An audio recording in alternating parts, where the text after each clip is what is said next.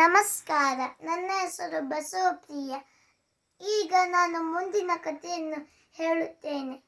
ಜೀಜಾಬಾಯಿ ಮತ್ತು ಶಿವಾಜಿ ಮಹಾರಾಜ್ ಅವರು ಕೂತಿ ಒಂದು ಸರತ್ತಿನ ಮೇಲೆ ಪಗಡಿ ಆಟವನ್ನು ಆಡುತ್ತಾರೆ.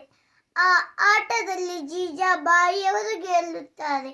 ಮತ್ತೆ ಕೇಳುತ್ತಾರೆ ಮಗನಿಗೆ, ನಾನು ಏನು ಕೇಳುವೆ, ಆ ಬಹುಮಾನ ಕೊಡುವೆಯಾ ಮಗು ಎಂದಾಗ ಶಿವಾಜಿಯವರು, ಆಯ್ತು ಅಮ್ಮ, ಆಯ್ತು ತಾಯಿಯೇ, ನೀನು ಕೇಳಿದ ಬಹುಮಾನ ನಾನು ನಿನಗೆ ತಂದು ಕೊಡುವೆ ಎಂದು ಹೇಳಿದಾಗ ಜೀಜಾಬಾಯಿ ಖುಷಿಯಿಂದ ಹೇಳಿದರು, ಕೊಂಡಾಣ ದುರ್ಗವು ಮೊಘಲರ ವಶದಲ್ಲಿದೆ.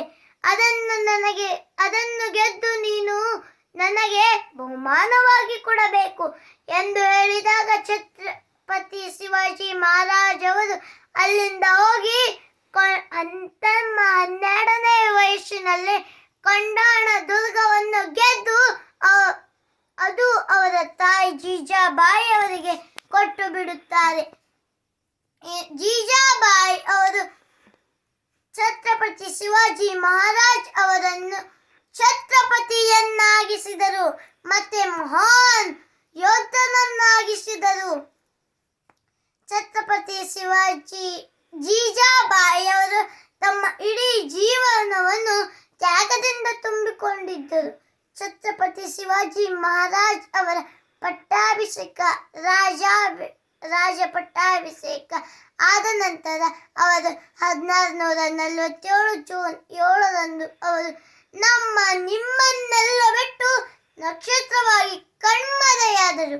ಇಷ್ಟು ಹೇಳಿ ನನ್ನ ಈ ಪುಟ್ಟ ಭಾಷಣವನ್ನು ಜೀಜಾಬಾಯಿ ಅವರ ಪಾದಕ್ಕೆ ಅರ್ಪಿಸುತ್ತೇನೆ. ಮಾತನಾಡಲು ಅವಕಾಶ ಕೊಟ್ಟಿದ್ದಕ್ಕಾಗಿ ತಮಗೆಲ್ಲರಿಗೂ ಹೃದಯಪೂರ್ವಕ ಧನ್ಯವಾದ.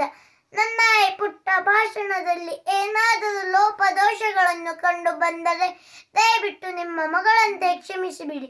ರಾಜಮಾತೆಗೆ ಜಯವಾಗಲಿ.